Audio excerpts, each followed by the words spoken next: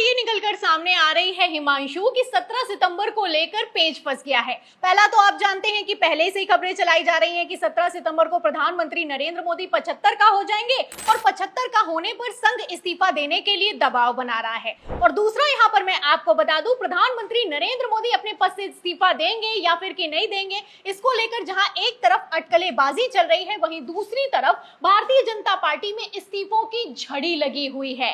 तो उपराष्ट्रपति चुनाव के बाद कहा किस राहुल गांधी ने 17 सितंबर को लेकर एक बड़ा ऐलान कर दिया। दोस्तों 17 सितंबर को प्रधानमंत्री नरेंद्र मोदी जी 75 साल के हो जाएंगे, लेकिन उसी दिन एक बड़ा सरप्राइज राहुल गांधी ने प्लान किया दोस्तों। और बड़ी खबर ये सामने निकल के आ रही है कि राहुल गांधी से कितना डरे हुई है भाजपा लोग।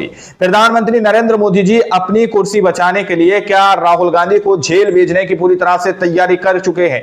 जिस दिन प्रधानमंत्री नरेंद्र मोदी जी 75 साल के हो जाएंगे, उस दिन बड़ा खेला होने जा रहा है। पिक्चर पूरी तरह से गोदी मीडिया ने आप लोगों से छुपा दी है, लेकिन हम तो खुलकर दिखाएंगे।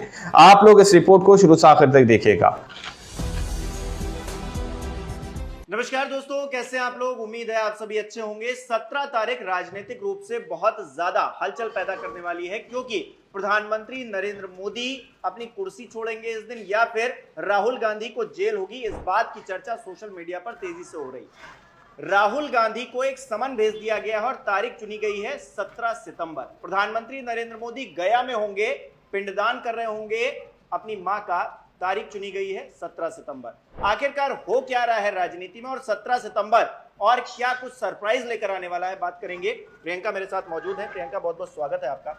प्रियंका, राहुल गांधी जेल जाएंगे या फिर प्रधानमंत्री नरेंद्र मोदी कोई और बड़ा ऐलान करेंगे या फिर कुछ ऐसा कहेंगे जिससे राजनीतिक तौर पर बिहार में बदलाव होगा, और राहुल गांधी के पास जो समन पहुंचा उसके बारे में भी जरा हमारे दर्शकों को बताइए।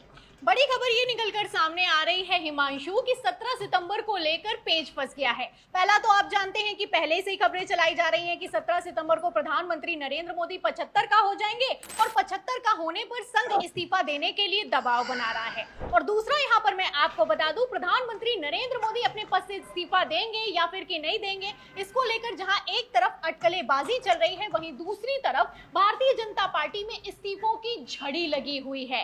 तो उपराष्ट्रपति चुनाव के बाद कहा किसने क्यों कब इस्तीफा दे दिया, इस पर मैं आगे आप कुछ बताऊंगी। लेकिन उसके पहले 17 सितंबर को लेकर राहुल गांधी ने कितनी तगड़ी तैयारी की है उस पर चर्चा कर लेते हैं। आपको बता दें, राहुल गांधी ने 17 सितंबर की तारीख को चुना है। 17 सितंबर जब प्रधानमंत्री नरेंद्र मोदी पर इस्तीफा देने का दबाव है, उसी बीच ऐसा लगता है कि राहुल गांधी मोदी जी का इस्तीफा करवा के ही दम लेंगे। आपको बता दें, राहुल गांधी को लेकर खबर ये निकलकर सामने आ रही है कि वोट चोरी की अगली पिक्चर रिलीज होने वाली है और ये 17 सितंबर को होगी। राहुल गांधी ने कह दिया है कि हाइड्रोजन बम फोड़ूंगा और इस हाइड्रोजन बम के लिए भारतीय जनता पार्टी तैयार हो जाए। तो पहले जब राहुल गांधी ने बम फोड़ा तो किस तरीके से चुनाव आयोग से लेकर मोदी सरकार की नींव हिल गई, आप अच्छे से जानते हैं। तो आप देख सकते हैं हिमांशु, जो पिछली बार हुआ था वही कुछ एक बार से फिर से होता हुआ नजर आ रहा है। जैसा कि आप जानते हैं कि पिछली बार जब राहुल गांधी ने वोट धांधली के सबूत दिखाए तो भारतीय जनता पार्टी बौखला गई कि भारतीय जनता पार्टी के सांसद अनुराग ठाकुर ने सामने आकर कह दिया कि वायनाड में भी धांधली हुई है, रायबरेली में भी धांधली हुई है, हर उस सीट पर वोट की चोरी हुई है जहां पर कांग्रेस जीत गई है। इसी को लेकर जैसे ही अनुराग ठाकुर ने प्रेस कॉन्फ्रेंस की तो कांग्रेस ने कह दिया कि अब तो भारतीय जनता पार्टी भी मान रही है कि धांधली हुई है। अब जब धांधली हुई है तो लोकसभा चुनावों को कैंसिल कर देना चाहिए। तो यहाँ पर बीजेपी फेल हो गई, बीजेपी पूरी तरह से फेल हो गई। तरीके से जब भारतीय जनता पार्टी स्थिति को नहीं संभाल पाई तो ज्ञानेश कुमार निकलकर सामने आए। ज्ञानेश कुमार ने प्रेस कॉन्फ्रेंस की और इस प्रेस कॉन्फ्रेंस में पत्रकारों के सवालों के जवाब तो नहीं दिए, लेकिन हाँ, नेता प्रतिपक्ष राहुल गांधी को धमकी जरूर दे दी। ज्ञानेश कुमार ने कहा कि 7 दिनों में हलफनामा दो और अगर हलफनामा नहीं देते हैं राहुल गांधी तो पूरी देश से माफी मांगे, उनके पास तीसरा विकल्प नहीं है। तीसरा विकल्प नहीं है, माफी मांगे राहुल गांधी ने ना माफी मांगी और अपना ही हलफनामा दिया और इसके बाद से अब पूरा का पूरा फोकस राहुल गांधी पर अड़ा हुआ है, क्योंकि राहुल गांधी पीछे हटने के लिए तैयार ही नहीं है। राहुल गांधी ने माफी मांगना तो दूर की बात है, हलफनामा देना तो दूर की बात है, वोट अधिकार यात्रा निकाल दी। बिहार में कैसे जन सैलाब उमड़ा सड़कों पर आप अच्छे से जानते हैं। फिलहाल अब यहीं पर राहुल गांधी के मंच से एक वीडियो निकलकर सामने आई जो कि भारतीय जनता पार्टी के लिए संजीवनी साबित हुई। आप अच्छे से जानते हैं कि ना राहुल गांधी मंच पर मौजूद थे, ना ही तेजस्वी यादव मंच पर मौजूद थे और मोदी जी की मां को गाली दी गई। मोदी जी की मां को गाली दी गई थी जो आया तो राहुल गांधी और तेजस्वी यादव पर केस दर्ज हो गया। जब केस दर्ज हुआ तो प्रधानमंत्री नरेंद्र मोदी जैसे ही विदेश से वापस आए तो कैमरे के सामने रोने लगे, कहने लगे कि ये मेरी मां का अपमान नहीं, बिहार की जनता का अपमान है। बिहार बंद कर दिया गया। बिहार बंद हुआ, वो बिहार बंद पूरी तरीके से फेल हो गया। जनता ने माना नहीं बिहार बंद। इस वजियत के बाद अब आप देख सकते हैं कि एक बार फिर से राहुल गांधी को 17 सितंबर को फंसाने की साजिश की जा रही है। तो यही है खबर का मेन पॉइंट। 17 सितंबर को मैं आपको बता दूं, सोनिया गांधी, मल्लिकार्जुन खड़गे और राहुल गांधी पर जो याचिका लगाई गई है उस पर सुनवाई होने वाली है और ये सुनवाई 17 सितंबर को होगी। आपको बता दें याचिका इसलिए लगाई गई है क्योंकि एक AI जनरेटेड वीडियो बनाया गया है। ये वीडियो कांग्रेस की तरफ से बनाया गया है और इस वीडियो में मोदी जी की मां को दिखाया गया और मोदी जी की मां प्रधानमंत्री नरेंद्र मोदी के सपने में आती हैं और फटकार लगाती हैं कि हमेशा वोटों के लिए मेरा इस्तेमाल क्यों करते हो, कितना और गिरोगे। एक तरफ वायरल हुआ, वहीं दूसरी तरफ राहुल गांधी पर केस दर्ज हुआ और केस दर्ज होते ही 17 सितंबर की सुनवाई की तारीख को मुकर्रर कर दिया गया है। फिलहाल इस बार फंसाने से, राहुल गांधी को डराने से, धमकाने से ऐसा लगता है कि कुछ होने वाला नहीं है, क्योंकि 17 सितंबर को कुछ बड़ा होने वाला है। जैसा कि आपने जिक्र किया कि हो सकता है कि प्रधानमंत्री नरेंद्र मोदी कोई बड़ा ऐलान कर दें और अगर ऐलान नहीं हुआ तो राहुल गांधी के साथ तो कुछ बड़ा करने की तैयारी पूरी जरूर कर ली गई है, क्योंकि राहुल गांधी इस बार वाराणसी की सीट को लेकर सबूत पेश करने वाले हैं। हिमांशु, अच्छा, ये तो होता ही है कि आप अगर आगे नहीं भाग पाए तो दूसरे की टांग खींचें, लेकिन राहुल गांधी कॉन्फिडेंट नजर आ रहे हैं।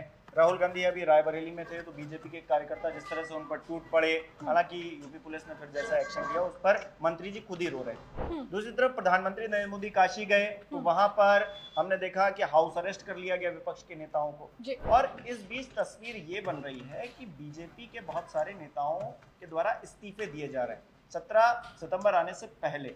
तो ये क्या माजरा है, जरा समझाइए। इस्तीफों की झड़ी लगी हुई है, इस्तीफे दिए गए, एक नहीं दो नहीं, यहाँ पर मैं आपको बता दूं 43 नेताओं ने इस्तीफा दे दिया है। और कहां पर दे दिया है? मणिपुर में दे दिया है, जहां का दौरा 13 सितंबर को प्रधानमंत्री नरेंद्र मोदी करने वाले हैं।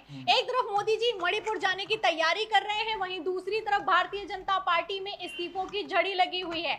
आप जैसा कि जानते हैं कि बीजेपी के विधायकों में ही नाराजगी है मणिपुर के हालातों को लेकर, और इन्हीं हालातों को लेकर पहले ही गृह मंत्री अमित शाह को पत्र लिखा जा चुका है। उसके बाद क्या हुआ, किस तरीके से जब मणिपुर की सरकार फंसी तो राष्ट्रपति शासन लगाया गया। एक तरफ कांग्रेस तैयारी कर रही थी कि अविश्वास प्रस्ताव लेकर आएगी, वहीं दूसरी तरफ कैसे राष्ट्रपति शासन लगाकर सरकार को बचाया गया, ये किसी से छुपा हुआ नहीं है। एक तरफ राष्ट्रपति शासन लगा है, उन सब के बीच अब प्रधानमंत्री नरेंद्र मोदी मणिपुर का दौरा करने वाले हैं। अब इस दौरे के दौरान क्या होगा ये देखना होगा, क्योंकि जब आप काशी जाते हैं, अपने संसदीय क्षेत्र में जाते हैं, तो विपक्षी नेताओं को हाउस अरेस्ट कर देते हैं, और मणिपुर में तो वैसे भी हालात आप सुधार नहीं पाए हैं। अब जब पहली बार, जब से आगजनी और जब से हिंसा शुरू हुई है मणिपुर में, उसके बाद पहली बार दौरा कर रहे हैं, दौरा करने के लिए तो तैयार नहीं थे।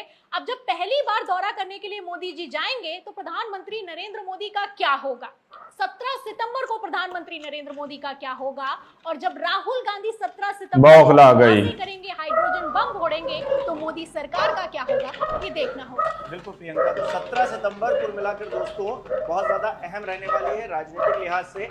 प्रधानमंत्री नरेंद्र मोदी क्योंकि बिहार में होंगे, गया में होंगे, तो एक भावनात्मक पल भी होगा, एक इमोशनल टच देने की कोशिश की जाएगी। लेकिन राहुल गांधी, जैसा कि प्रियंका ने बताया, हाइड्रोजन बम भी फोड़ने वाले हैं।